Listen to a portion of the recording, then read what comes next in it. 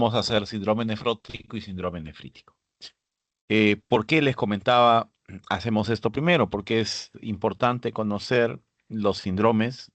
Aquí hay dos de los tantos que tiene la patología renal y discutir un poquito respecto porque ya han hecho un poco las prácticas. Y entonces creo que podemos aprender un poquito más en este sentido. Y luego ya enfrentarnos a lo que es este lupus y riñón. Ok, bueno, estamos siguiendo un poquito el orden del sílabus. Y esto ustedes ya lo han visto en la clase de síndromes, probablemente ya han podido ver esta situación, que hay diferentes síndromes y trastornos que se pueden asociar a la enfermedad renal crónica. Entonces, un paciente puede presentar hematuria sola, microscópica o macroscópica. Un paciente puede presentar proteinuria sola, ¿ok? O puede presentar en asociación con otra sintomatología, el cual veremos, aquí llamamos síndrome nefrótico, o también a otra patología que puede corresponder a un síndrome nefrítico, y también a la hipertensión arterial, ¿no? El síndrome de hipertensión arterial, que puede presentarse con nefrótico o nefrítico, inclusive, fundamentalmente con nefrítico, o insuficiencia renal aguda o fracaso renal aguda, que puede estar asociado también a síndrome nefrítico. Y la enfermedad renal crónica, que también es un síndrome de enfermedad renal crónica, antes llamada insuficiencia renal crónica, o tubulopatías o infecciones urinarias, ¿no? Pero estamos de este lado izquierdo, síndrome nefrótico, síndrome nefrítico, que es lo que vamos a ver como manifestación de enfermedad renal. Entonces, ¿cuándo pensar en un síndrome nefrótico? Cuando en nuestra anamnesis el paciente nos dice que tiene la orina espumosa. Orina con espuma es una posibilidad de pensar en lo que es el síndrome nefrótico. Pero la espuma sola en la orina puede que sea también proteinuria sola. Y entonces, cuando yo realmente pienso en síndrome nefrótico, es cuando asocio la orina espumosa y la presencia de edema. Entonces, eso me orienta a pensar mucho que es un síndrome nefrótico y que el edema es de origen renal. ¿Ok?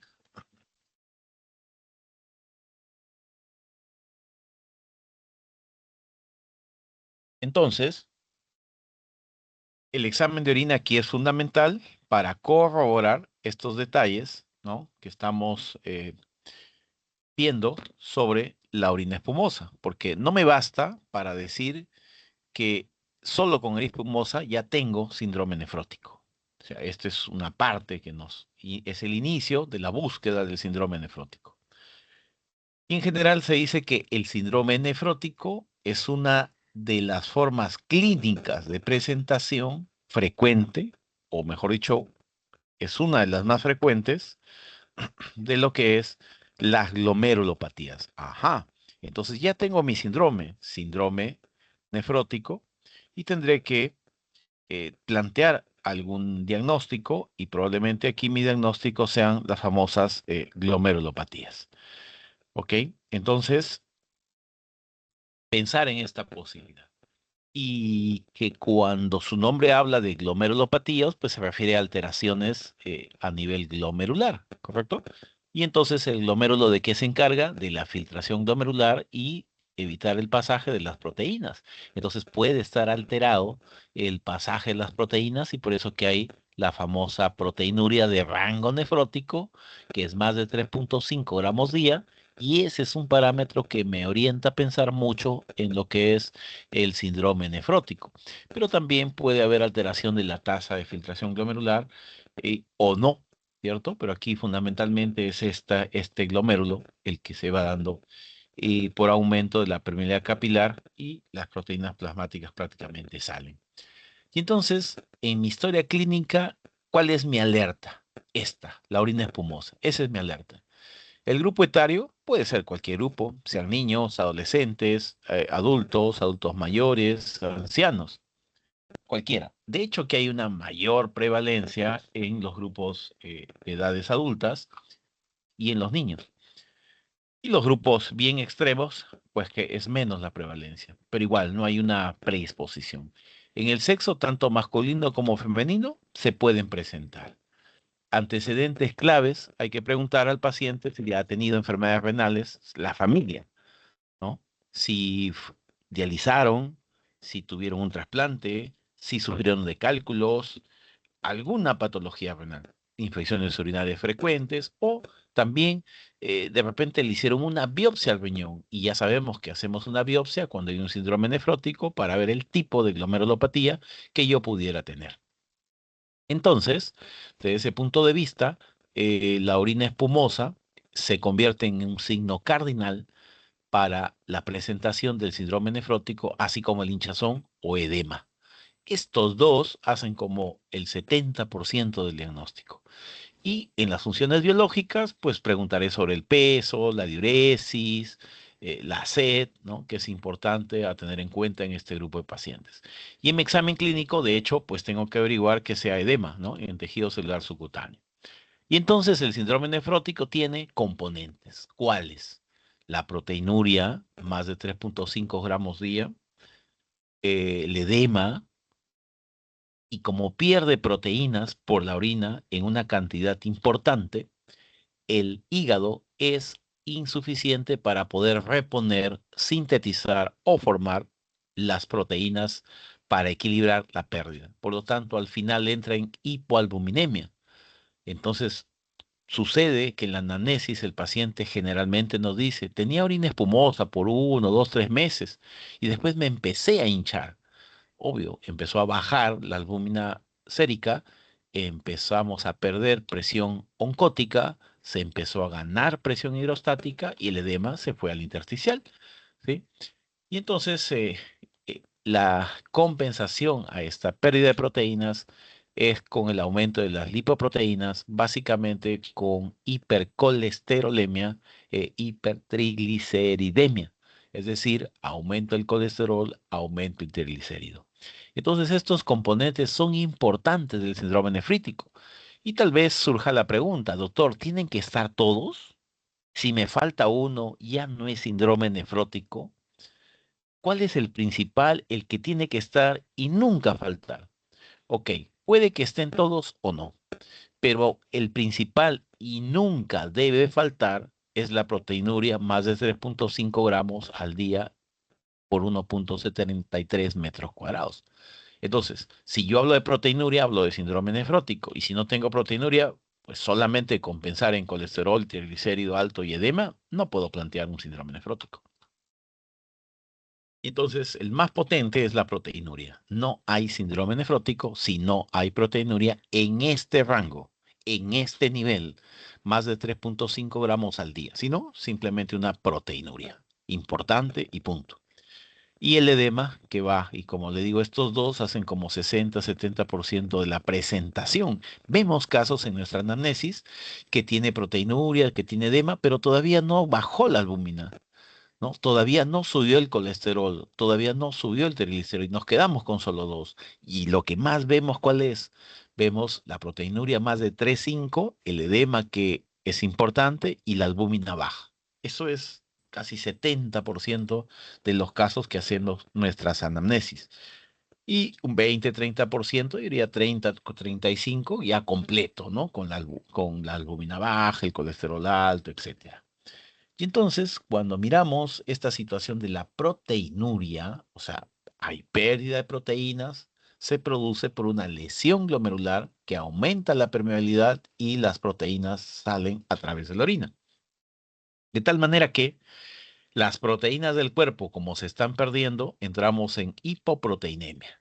Esta hipoproteinemia, que es en general, lo fundamental es la caída de la albúmina, la hipoalbuminemia. Como comenté, esto cae la presión oncótica, aumenta la hidrostática, se produce transsudación capilar y esta disminución de la presión oncótica y el agua sale hacia el extracapilar me va a producir una disminución del volumen efectivo. El cuerpo sensa que no hay líquido intravascular, que se está yendo hacia afuera.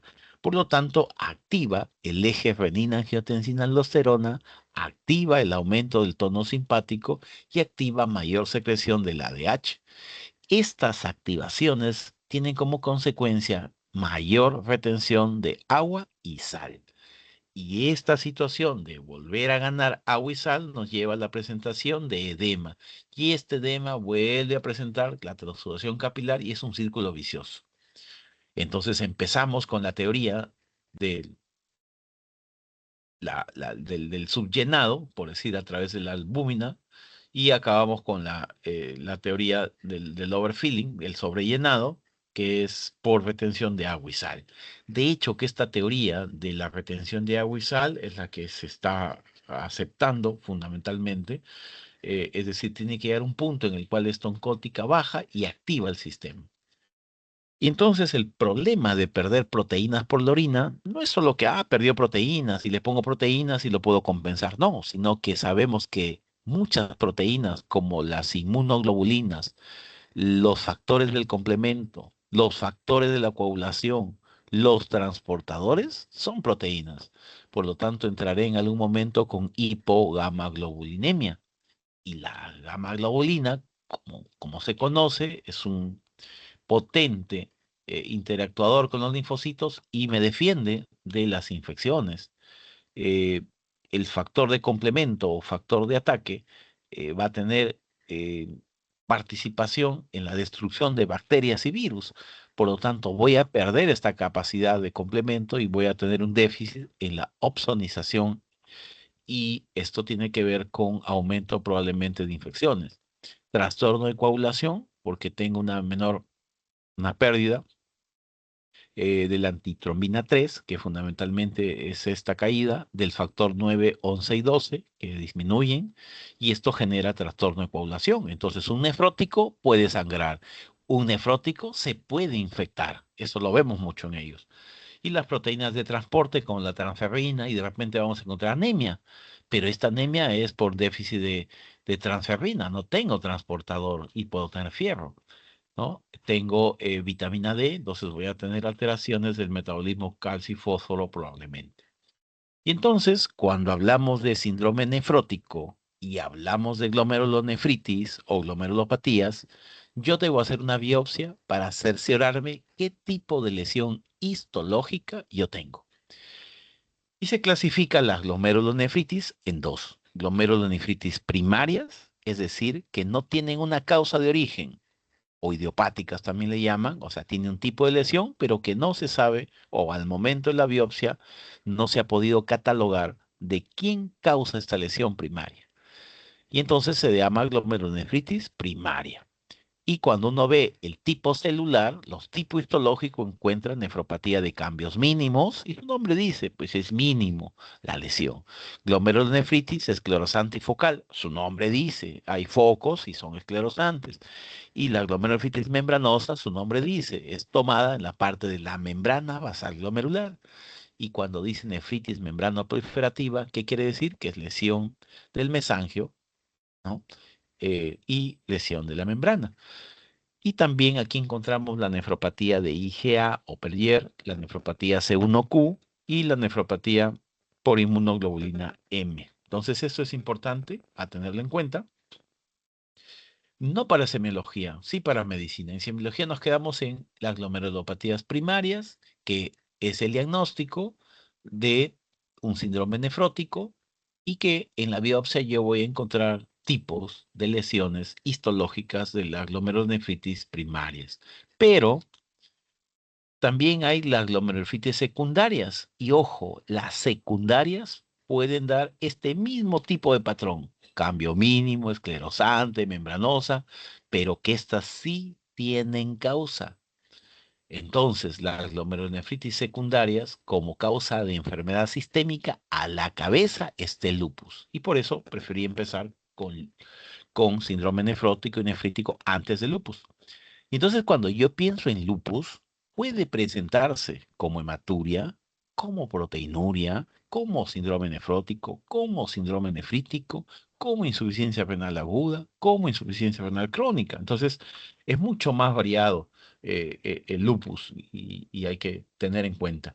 Y entonces, cualquier enfermedad sistémica de las que están aquí, las vasculitis, el lupus, la enfermedad de tejido conectivo, las púrpuras Heno-Schönlein, la crioglobulinemia, todas estas pueden causar glomerulonefritis secundaria. ¿Quién más? Las enfermedades metabólicas, como la diabetes, como la enfermedad de Alport, como la enfermedad de Graves-Bason, como la amiloidosis, como la enfermedad de Fabry, como las células falciformes. Entonces, todo esto puede causar también una glomerulonefritis secundaria. Entonces, diabetes está la cabeza también. ¿Qué quiere decir? Que un paciente diabético puede presentarse como síndrome nefrótico secundario a diabetes.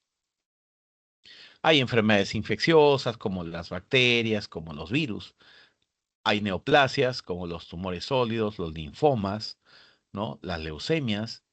Y hay fármacos que se asocian, ¿no? Como lo es el mercurio, el probenecid, ¿no? La rifampicina, ¿no? Se asocian. Y hay otras enfermedades asociadas, ¿no? Que tienen que ver. ¿Cuáles son las más frecuentes según Argente que producen síndrome nefrótico secundario? La diabetes, el lupus eritematoso sistémico, ojo, pestaña y ceja, preguntas de examen, la infección por HIV, los linfomas, el carcinoma, algunos fármacos que están aquí descritos, eh, la warfarina, por ejemplo, y algunas infecciones, que aquí están, infecciones bacterianas, víricas fundamentalmente. ¿Qué es lo que más viene? Diabetes, lupus, amiloidosis, linfomas, HIV. Ese es lo que más viene en las evaluaciones. Bueno, en nuestro hospital, el Hospital Realiati, también se pudo hacer un estudio focal y segmentaria, obviamente de la lesión primaria de las biopsias fue lo más frecuente, las primarias y dentro de las secundarias aquí tenemos al lupus, al mieloma, a la diabetes, ¿no? Esto es importante a tener en cuenta en este grupo de pacientes. Y entonces, ¿qué podemos decir? Que en el síndrome nefrótico siempre hay que indagar una historia familiar de enfermedades renales, enfermedades metabólicas, que nunca debe faltar la proteinuria masiva, que es más de 3,5 miligramos día, y que debe buscarse los otros componentes, como el edema, como la hipoalbuminemia, como la hipertrigliceridemia, ¿no? Hipercolesterolemia, y algunos agregan la lipiduria, que quiere decir que en la orina se excreta como si hubiera grasas, lipiduria, o sea, como que uno orinara lípidos, ¿no? Entonces también es importante tenerse en cuenta dentro de este grupo de pacientes. Entonces eso sí nos hace pensar en esta facción que hay que buscarlo al síndrome nefrótico. Esto sucede porque la barrera glomerular defectuosa permite el paso de las proteínas, que es justo lo que se produce en el síndrome nefrótico. Las causas más frecuentes son las glomerulopatías, ya sean primarias o secundarias. Las secundarias tienen causa, y dentro de ellas está el lupus, y dentro de ellas está la diabetes, y dentro de ellas está algunas infecciosas. Ante un síndrome nefrótico, siempre hay que descartar o buscar una glomerulopatía como diagnóstico, ¿ok? Bueno, finalmente uno puede presentar y decir cuáles son los signos clínicos. Ya vimos el edema, la orina espumosa, y cuáles son los laboratorios. Ya vimos la albúmina baja, el colesterol alto y triglicérido alto. Y cuáles son las causas primarias y secundarias. Ya vimos también un cuadrito que nos da.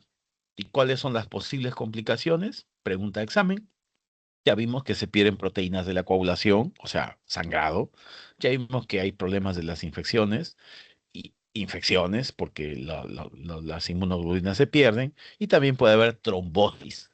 Ojo, pestaña y cejas. Las trombosis venosas por alteraciones de la coagulación es muy frecuente en los síndromes nefróticos, sobre todo de tipo membranoso. Y entonces, ¿cómo estudio a un paciente con síndrome nefrótico?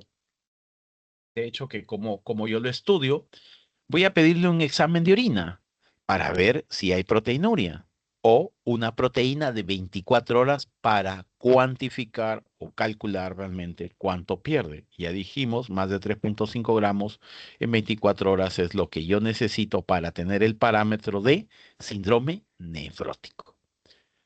¿Ok?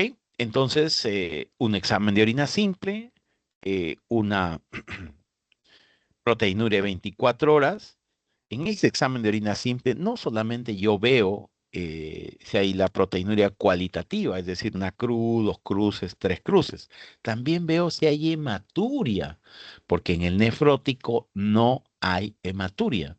Pero ¿dónde hay hematuria? En el nefrítico, ¿correcto? Entonces, esa situación de sangrado microscópico, que es más de 3 hematíes por campo en 2 orinas, me lleva a tener el otro lado de la medalla, a pensar en síndrome nefrítico. ¿A partir de qué? De la hematuria. Y luego habrá algunas variantes que lo vamos a ver a continuación. Y entonces sabemos que la hematuria puede ser macroscópica o microscópica por la intensidad. Puede que sea persistente todos los 3 o 6 meses de historia de enfermedad o recurrente, es decir, apareció una semana, después desapareció, después volvió a aparecer, ¿no? Como que recurre. Y de acuerdo a las manifestaciones clínicas, pues hay asintomática, que es la más común, o sea, es una hematuria que no duele, pero habrá una hematuria asociada a sintomatología. Y entonces, por su origen, es la que la usamos. Puede ser una hematuria de tipo glomerular o de tipo no glomerular, como cuál, como la urológica. ¿Ok? Por su relación con la micción, puede ser una hematuria que solo se presenta al inicio de la micción y se dice que cuando es al inicio es de origen prostático. Y la otra posibilidad es cuando es terminal, o sea, orina aparentemente transparente, amarillento, y al final uno ve macroscópicamente y se dice que ese es de origen vesical o vejiga. Y cuando la hematuria inicia, intermedio y final, todo el trayecto, em, prácticamente es una hematuria de origen renal. Entonces, doctor, ¿en qué me tengo que fijar cuando veo un paciente que orina sangre? Que si ese paciente, desde que inicia hasta que termina la micción, ese es tu paciente. Ese es un paciente que probablemente tenga un origen renal. Pero si es al final, eso es vejiga, es del urólogo. Si es al inicio, o es urétero, perdón, o es uretra o es prostático. ¿Sí? Punto. Y entonces hay una forma semiológica muy rudimentaria, de hecho que esto viene del siglo XVII, pero que te ayuda en situaciones donde no vas a tener pues todo un laboratorio montado como cuando ya lo tienes en un hospital. ¿Y cuál es la idea? Diferenciar entre glomerular, que es parte del síndrome nefrítico, y la hematuria urológica o no glomerular o extraglomerular. Entonces, ¿qué tengo que saber? Esto, hematuria glomerular, porque esta es la hematuria que es un componente del síndrome nefrítico. ¿Qué características tiene una hematuria glomerular? Es un color rojizo, marrón, tirando como para Coca-Cola. Cuando uno lo ve al microscopio, encuentra que más del 70% del campo que yo he tomado son hematíes de diferentes formas, dismórficos, ¿correcto? Entonces, un hematía ya saben que es alrededor bicóncavo, ¿no? Pero aquí vemos diferentes formas. Esta hematuria glomerular también tiene proteinuria, ¿sí? Que probablemente no es una proteinuria tan grande de 3,5 como el nefrótico, porque en el nefrítico también hay proteinuria, pero es menor de 3,5. Esa es la diferencia. Más de 3,5, nefrótico. Menos de 3,5, nefrítico. Pero tiene que acompañarse, además de la proteinuria, con hematuria glomerular y si es posible que tenga cilindros hemáticos o cilindros celulares. Entonces, esto es importante. En cambio, la hematuria urológica es un color rosadito, muy fresca la orina. eh, este, la gran mayoría son hematíes que mantienen su forma, son isomórficos, no hay problema. Y hay ausencia, obviamente, de cilindros, y este es un dato súper clave clínico semiológico. En la hematuria urológica hay coágulos. Entonces, el paciente que dice, doctora, doctor, oriné sangre y un montón de coágulos, o coágulos, listo. Eso es hematuria no glomerular. ¿no? Entonces eso es hematuria no glomerular. Entonces ya no habría no habría problemas. Y a su vez, tenemos otras características, pero básicamente esto es lo que debemos conocer. Y ya estamos en síndrome nefrítico. El síndrome nefrítico agudo, así como en nefrótico hablamos de componentes, también en el nefrítico agudo tenemos componentes. ¿Como cuál? La oliguria, la proteinuria, la hematuria, la hipertensión arterial y el edema, ¿no? Es lo que uno tiene dentro de este contexto. Entonces, la oliguria obviamente es menos de 400 o 500 mililitros día, y es lo que yo tengo que más o menos evaluar en este paciente. Porque nadie mide su orina exactamente, ¿sí? Nadie te dice, doctor, yo oriné 800 ayer, ni nosotros. Por lo tanto, tenemos que ver indirectamente si la micción se da regularmente, porque sí hay un número en el cual todos tenemos la sensación de orinar, y eso está en Guyton o en Gannon, y nos dice que entre 300, algunos está entre 200 y 400, ya hay sensación de orinar, ¿no? Y uno puede todavía sostener esta situación, pero cuando ya llegamos a 500, prácticamente la necesidad es imperiosa de orinar. ¿Ok? Y sobre eso ya la necesidad se da y la mayoría sale a orinar. Entonces se dice que una micción casi normal, pues podría estar entre 300 alrededor o 500. Entonces, la proteinuria que se da es menos de 3,5 y necesito laboratorio. La hematuria microscópica fundamentalmente tiene que tener cilindros hemáticos, necesito laboratorio.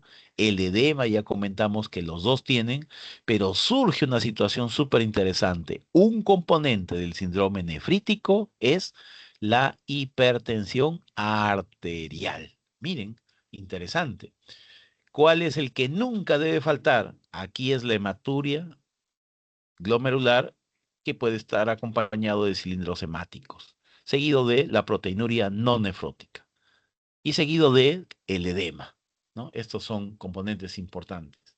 Puede que tenga o no oliguria al final, ¿no? Pero no puede haber síndrome nefrítico sin hematuria con cilindros hemáticos. Y no puede haber síndrome nefrótico sin proteinuria, ¿ok? Entonces sí es importante tener en cuenta. Las complicaciones, ¿no? De este síndrome nefrítico agudo, insuficiencia cardíaca aguda, hiperpotasemia, obviamente, porque también puede haber insuficiencia renal aguda. Y la otra es encefalopatía hipertensiva, ¿no? Eso también se puede dar en este grupo de pacientes. Y entonces ese síndrome nefrítico agudo, al igual que nefrótico, tiene causas primarias y tiene causas secundarias. Y entonces una causa secundaria es el lupus, que será nuestra siguiente clase, ¿no? Es el lupus que tiene una causa secundaria, ¿no? Entonces por eso decía, entendamos esto primario para luego ver la parte del lupus.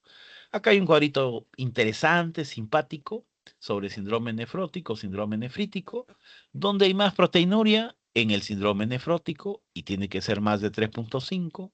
¿Cuál es un cuadro más agudo? El síndrome nefrítico. El nefrótico es un poquito más crónico. ¿Dónde hay hematuria realmente? En el nefrítico. ¿Dónde hay cilindros? En el nefrítico. Edema en los dos, pero un poquito más en el nefrótico. Hiperlipidemia es solo en el nefrótico y no debería haber en el nefrítico. Trombosis venosas en el nefrótico, no debería haber en el nefrítico. Infecciones, que esto ya lo vimos. La hipertensión arterial, la acaban de decirnos en el nefrítico, pero miren, también podría presentar en el nefrótico. Y la leucocituria se ve mucho más en el nefrítico, así como el fracaso renal aguda o insuficiencia renal agudo, donde se presenta más en el nefrítico. Y en el nefrótico casi no lo hay, ¿no? Entonces, estos son algunos detalles que nos ayudan a estas circunstancias. Y entonces aquí entra, por ejemplo, que este nefrítico es una inflamación glomerular con disminución del volumen de filtrado, que igual hace retención de agua y sal, aumenta el gasto cardíaco, el volumen plasmático, resistencia periférica y vuelve a un círculo vicioso de generar edema. Y entonces se ha asociado a activación del sistema de inmunocomplejos.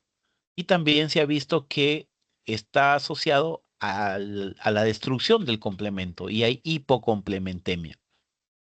Pregunta siempre de examen. ¿Qué patologías en el síndrome nefrítico presentan hipocomplementemia, excepto?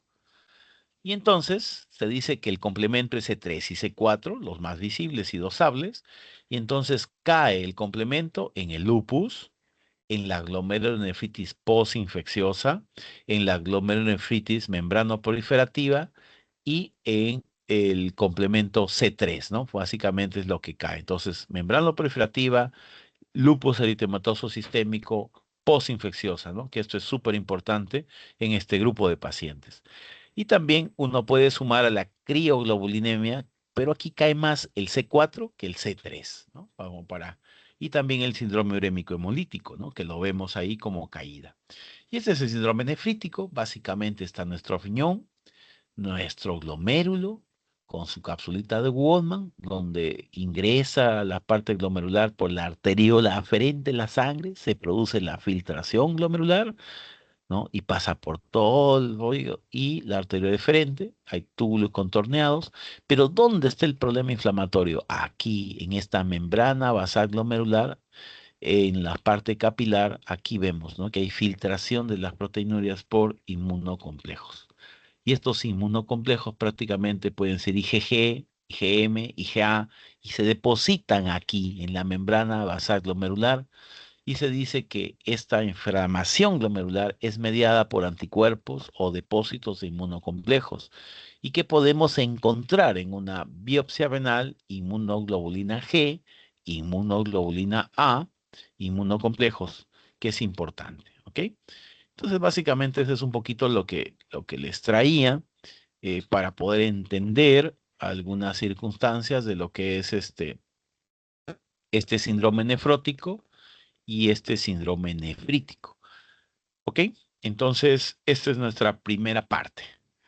Vamos a enfocarnos a la segunda parte para ya poder nivelarnos por los pocos tiempos que tenemos y poder ganar que ustedes están aquí ya en el momento. Ok. Em, según el rol, teníamos que desarrollar el lupus eritematoso sistémico de riñón. Y después nefrótico y nefrítico. Lo que se ha hecho es adelantar para entender un poquito este lupus eritematoso y bueno, ahora nos nivelamos con la clase. Ok, en general uno puede ver pacientes con diferentes manifestaciones, con lesiones dérmicas, con orina espumosa, con hinchazón de pies y piernas, que nunca han tenido una hematuria, que de pronto presenta seta aumentada, apetito disminuido, orina espumosa, con volumen, X cantidad, con frecuencia de 3 a 4 al día, etcétera. Y que tuvo antecedentes de presión arterial o de cefalea, ¿no? Entonces, estas circunstancias nos hacen pensar, cuando uno tiene orina espumosa, como decía, o tiene edema, en alguna patología renal. Entonces, esa circunstancia sí debemos evaluar en su momento. Y entonces, el lupus es una enfermedad, ya conocen ustedes, autoinmune de causa desconocida. Hasta ahora no hay una causa específica que nos digan esto causa el lupus, porque si conociéramos esa circunstancia, pues podemos evitar o prevenir la enfermedad. Solo se sabe que hay una pérdida de la tolerancia inmune del material nuclear endógeno y hace que hay una especie de autoanticuerpos y una especie de autodestrucción del sistema inmune. Es un autodaño que mi propio sistema lo hace. Se activa. No sabemos, hay varias hipótesis, varios detonantes, pero ¿por qué en mi vecina sí y por qué en mi otra vecina del otro lado no? ¿Cuál es el problema de esta circunstancia de tener lupus? Que entre el 40 y 60% compromete al riñón, malogra el riñón. Y cuando esto sucede se llama nefritis lúpica, NL, nefritis lúpica, que es una de las manifestaciones más frecuentes y graves que presenta el lupus sobre el riñón. La mayoría de los pacientes con lupus que desarrollan la nefropatía lúpica lo hacen dentro de los 5 años posterior al diagnóstico. Ojo, pestaña y ceja. En mi anamnesis, de pronto nos toca un paciente que ya es lúpico y que estaba bien con su tratamiento y de pronto empieza a orinar sangre, o de pronto empieza con orina espumosa, o de pronto empieza a edematizarse, o de pronto empieza con hiporexia, náuseas, vómitos, llega y le dicen que tiene uricreatina alta. ¿Ok? Entonces, esto es importante poder diagnosticar tempranamente porque puede que en un inicio no tenga síntomas, pero sí se da en 36 meses fundamentalmente a 60 meses. Ok. Entonces, esta sospecha de la nefropatía lúpica, pues hay que hacerla en todo paciente con lupus. La complicación grave y frecuente, ya sabemos, y hay una lesión renal, y esta es por depósitos de inmunocomplejos, y se depositan en las lesiones, y estas activan el complemento, hay una infiltración leucocitaria, activan los factores coagulantes, se activan los sistemas inflamatorios con las citoninas, de tal manera que esta formación in situ de complejos circulantes se adhieren finalmente a algunos antígenos del riñón. Entonces, si yo tomo una biopsia, voy a ver depósitos de complejos. Y entonces eso será importante, así como en el nefrótico y el nefrítico hacía la biopsia para ver qué tipo de daño es. Aquí también en nefropatía lúpica tengo que hacer una biopsia para saber qué tipo de daño tiene. Y entonces en aspectos epidemiológicos, en promedio, podemos decir que los pacientes con lupus eritematoso sistémico, pues la mitad, el 50%, tiende a desarrollar nefropatía lúpica. Decíamos que los primeros 5 años se suele presentar, pero esta bibliografía de Harrison nos dice que en solamente 3 años, 36 meses, y que tiene como factores de riesgo, pues cuando se presenta muy tempranamente, el sexo masculino, la ascendencia europea y de hecho que en población hispana es más frecuente. Cuando se presenta en varones es mucho más agresivo, es mucho más, más agresivo. em, es más prevalente a veces en hispanos y raza negra, ¿no? Se presenta como una patología, un tipo más severo, y generalmente lo vemos con más niveles de creatinina y proteinuria al momento de presentación. ¿Y cuál es el problema de este compromiso renal? Que un 30% se nos van a la terapia dialítica, lo que llamamos terapia de reemplazo renal. Entonces tenemos que frenar esto. Y sabemos que es un tema de autoanticuerpos, ¿no? De sistema inmunológico, de activación del sistema inmunológico.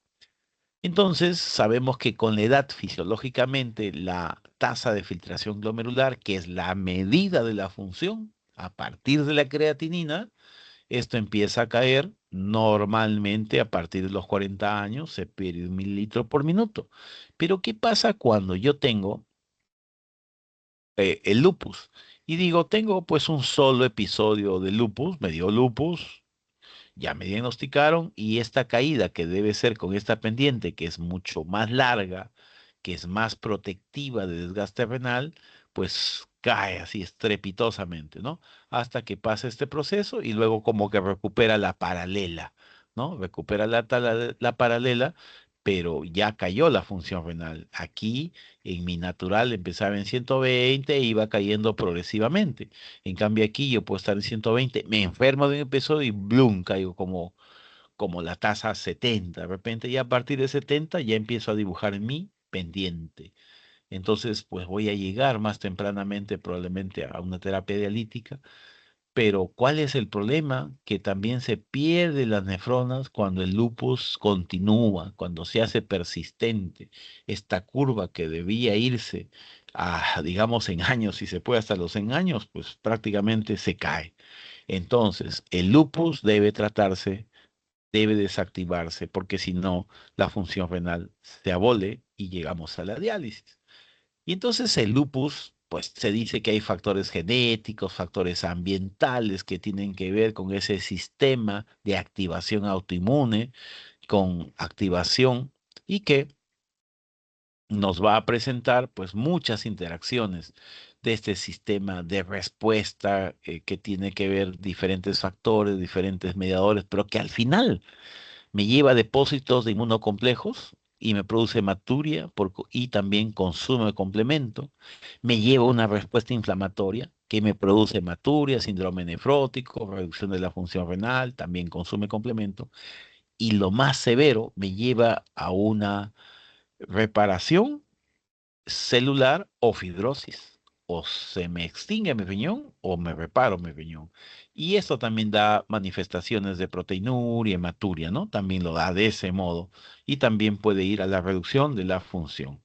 Y entonces, cuando ya hablamos de nefropatía lúpica, ya dijimos que el complemento baja, un tip para nefropatía lúpica, que puede presentarse como hematuria, proteinuria, síndrome nefrótico, síndrome nefrítico, pero cuando uno habla de nefropatía lúpica y hay alteración intersticial de la lesión, esta es una palabra de exámenes que siempre viene y dice sedimento urinario telescopado.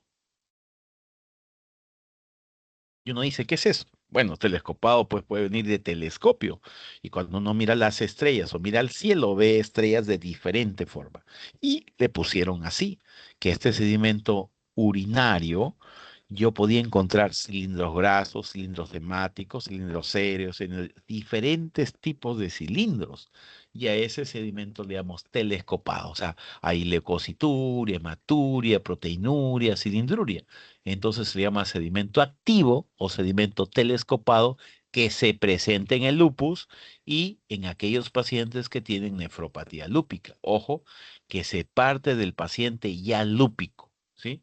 Salvo y empezamos a buscarle nefropatía lúpica.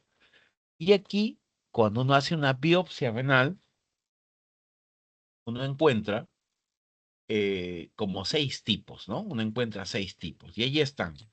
Cambios mínimos, focal y segmentaria, membranosa. Miren, se parece mucho a esas lesiones que hablábamos primaria, pero este tipo es secundaria. ¿Secundaria qué? Al lupus eritematoso sistémico. Entonces diremos que el lupus tiene factores genéticos, factores inmunes, inmunológicos, que son los más potentes, medioambientales, hormonales, ¿no? Y que nos lleva a la nefropatía lúpica en un grupo especial que es el género femenino, que se afecta en una relación 9:1 en lo que es la frecuencia hombre a mujer, es decir, 9 mujeres y un varón y que hay un grupo etario que de mayor presentación que se da entre los 20 y 30 años. Entre los 20 y 30 años es el grupo. Entonces, si yo tengo una mujer eh, con lupus, que ya hice mi diagnóstico, y ustedes saben, hay lesiones dérmicas como alas sin mariposa, plaquetopenia, leucopenia, etcétera, ¿no? Ya ese es un diagnóstico de lupus. Pero de pronto me dice que hay orina espumosa y edema, guarda, puede haber nefropatía lúpica. Entonces yo espero que tenga un poco de proteinuria, un poco de función renal alterada y miren, 25 a 75% produce compromiso renal. Por eso decíamos al inicio, 50% en promedio. Entonces tengo que buscar mi lupus. No solamente buscar a esta mujer de 20 a 30, segunda, tercera década con alas de mariposa, que ya o sea, es una superalerta. Tengo que medir en la nefropatía lúpica qué cosa. Antes de hacer una biopsia para ver el tipo, la proteinuria más de 500 ya es un marcador que estoy pisando una nefropatía lúpica. La hematuria persistente, el sedimento activo o telescopado, de pronto la función renal se altera sin una causa específica o de pronto los tratamientos no están yendo bien y se sospecha de una progresión de la enfermedad renal o también de la enfermedad sistémica, ahí es cuando en esta nefropatía lúpica yo debo plantear la biopsia renal.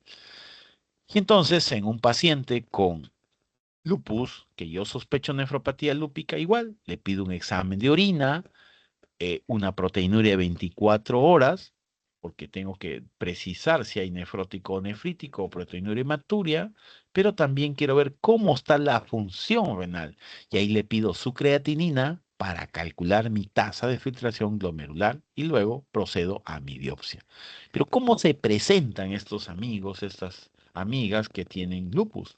Mire, puede estar asintomático, dice doctor, voy muy bien. Entonces esto sí es importante a tener en cuenta. ¿Por qué? Porque hay que buscarlo. Entonces, porque pueden estar, ¿qué cosa? Pueden estar asintomáticos.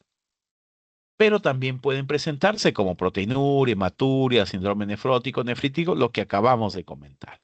Y entonces cuando vemos una bibliografía inglesa, ¿cuál es la frecuencia de manifestaciones renales en en un paciente lúpico con compromiso renal? Nos dice que, miren, el 100% hace proteinuria, pero no toda proteinuria llega a un síndrome nefrótico y casi aquí un 65% a lo máximo.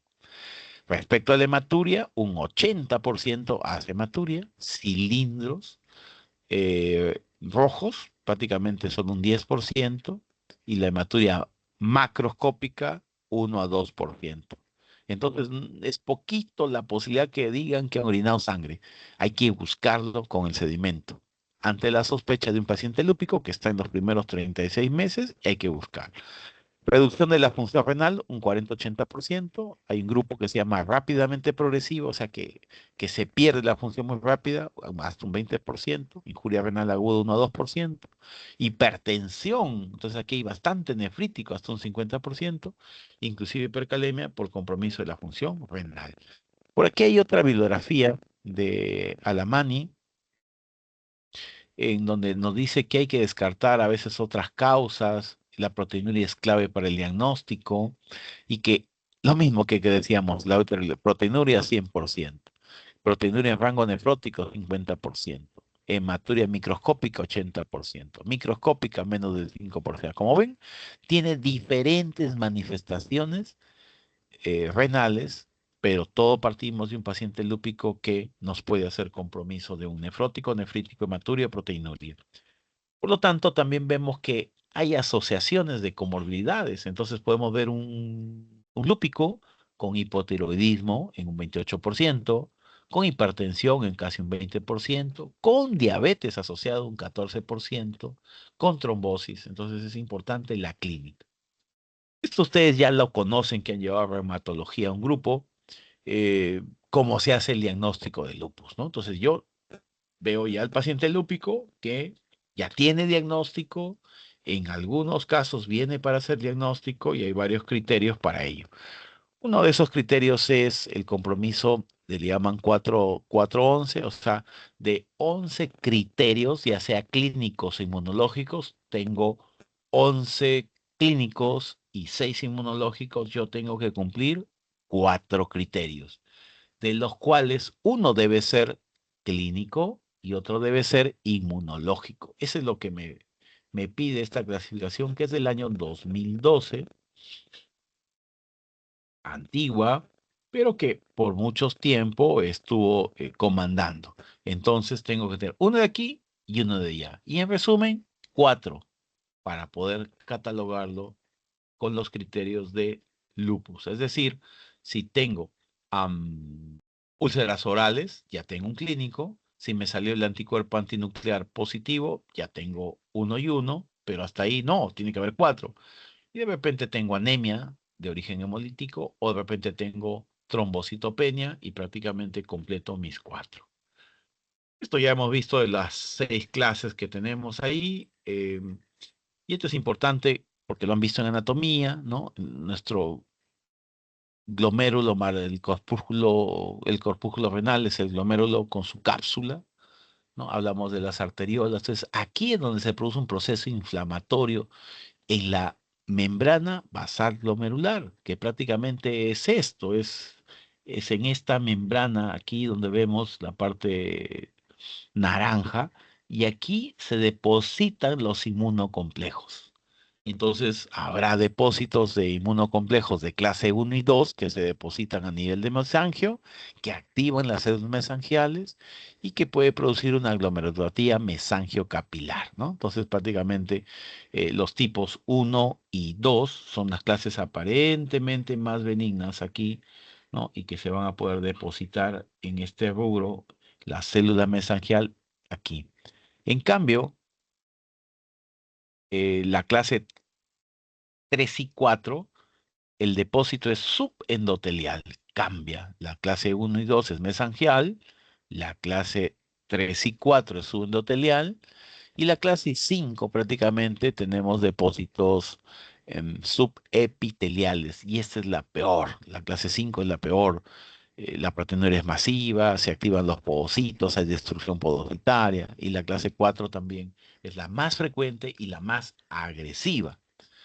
Entonces, ataca el endotelio, la membrana, los podocitos, ¿no? Hace que se ataque ahí. Y cuando uno lo ve en otro tipo de corte, pues se da cuenta que aquí está el mesangio, la matriz extracelular que nosotros llamamos, la membrana basal glomerular aquí, que es básicamente el dibujo anterior que hemos visto aquí, un poco más grande. Entonces, igualmente habrá diagnósticos por diferentes tablas, el de la OMS el 2012 ya le comenté, y luego el 2019 sale una criterios de clasificación EULAR, ¿no? De la parte de la ACR, de la Academia de Reumatología Americana, ¿no? Entonces, esto es importante porque parte del anticuerpo antinuclear y nos da puntaje. Ya no es como el anterior que decía 4 de 11, un criterio clínico y un inmunológico, claro. Esto es reumato. Que acá no hay tema renal en el diagnóstico del lupus, pero sí hay realmente. ¿Por qué? Porque miren, en esta tabla por primera vez ponen al componente renal. En la tabla anterior estaba solo la proteinuria. Aquí nos dice, mantiene la proteinuria más de medio gramo, 4 puntos. Si tiene biopsia renal y está como clase 2 o 5, 8 puntos. Pero si eres de clase 3 o 4, 10 puntos. ¿Y qué se requiere para ser clasificado como lupus? 10 puntos o más. O sea, si mi biopsia renal sale de tipo 3 o 4, eso es lupus. ¿Por qué? Cumple. Pero si solamente tengo proteinuria, solamente me da 4 puntos. Es decir, tendría que buscar de repente úlceras orales, 2, ya serían 6. De pronto leucopenia, que es menor de 4.000, ya serían 9. Y de pronto trombocitopenia o fiebre persistente sin un foco infeccioso. Y de pronto puedo completar esa circunstancia. Finalmente diremos que hay que tener en cuenta en todo paciente con lupus que hay que pedir el examen de orina, hay que pedir su creatinina, hay que calcular su tasa de filtración glomerular y eso se hace pues cada 6 meses, perdón, en el estable, cada año en el súper estable, inactivo y podemos laxar hasta 2 años al paciente. Siempre hay que ver la presencia de edemas, de hipertensión, ¿no? Para poder buscar, inclusive hasta manifestaciones extrarrenales. Por otro lado, en el laboratorio, el C3, el C4, el anti-C1Q, el anti-DNA, o sea, no siempre se correlacionan con el tipo histológico. O sea, no es que porque se presenta acá es tipo 3 o tipo 4, ¿no? Pero estamos obligados a solicitar porque es parte de, digamos, la evaluación integral de un paciente lúpico. Y tenemos las otras características que hay que tener en cuenta. ¿Cuándo biopsiamos? Cuando la proteinuria es medio gramo, cuando el cociente proteína creatinina es más de 500 miligramos gramo, cuando hay sedimento activo, ¿no? Cuando hay un deterioro inexplicable de la función renal. Entonces, a un paciente con lupus, ¿qué le voy a pedir? Sus controles, ahí voy a medir la presión arterial, el peso, los estilos de vida, el hemograma, un estudio de coagulación, los niveles S3, C4, el sedimento urinario, la proteinuria de 24 horas y el panel de autoanticuerpos que tienen que ver con el diagnóstico de lupus. El ANA, anticuerpo antinuclear, el anti-DNA, C1Q, anti-RO, anti-LA, anti-RMN y anti-SMIT, ¿no? Que se pide muchas veces. Y en los controles que yo voy a hacer, voy a chequear cómo va el hemograma en busca de leucopenia, plaquetopenia, cómo va la creatinina en busca de descompensación de la alteración de la función renal, cómo va la proteinuria, cómo va el sedimento en búsqueda de hematuria o proteinuria. ¿Ok? Eso es importante. Finalmente, voy a decir de que el lupus es una enfermedad autoinmune crónica, multisistémica, de causa multifactorial, que se produce más en la segunda o tercera década de la vida en mujeres fértiles no caucásicas, que la manifestación renal es más del 40% en estas pacientes con lupus y que se ve bibliografías hasta el 65%, y que el hecho de estar con el riñón comprometida hace que aumente mi mortalidad y morbilidad, aumenta esta mortalidad, ¿no? Y me lleva a un 10 a 30% a pacientes a diálisis. Estos son los tipos de la nefropatía lúpica, pero necesito una biopsia renal y siempre hay que evaluar en el contexto del paciente que tenga mayor factor de riesgo de actividad y daño. ¿Quiénes? Los afroamericanos, los latinoamericanos, los varones, si es de inicio de infancia el lupus, datos serológicos, si son de clase 3 o 4, ¿no? Esos son datos malos de factor de riesgo que me llevan a enfermedad renal. Y obvio, una vez que ya tengo ese diagnóstico de lupus, mi orina, mi creatinina, ¿no? Para establecer una biopsia definitiva y yo poder ver el tipo de nefritis lúpica que yo tengo. El tratamiento no lo comentamos porque eso va a depender del tipo, ¿ok? Va a depender del tipo y va a depender de la patología del momento. Ok, yo quiero agradecerles porque hemos podido de alguna manera eh, avanzar en las dos clases y me quedaría solamente la clase de hipertensión y riñón, que vamos a ir coordinándolo, y en aras de lo didáctico y pedagógico, exactamente están los 50 minutos que nos piden para no hacer más largo esto. Ay, muchas gracias por compartir su tiempo. Eh, Hay que ir viendo sus rotaciones para que vayan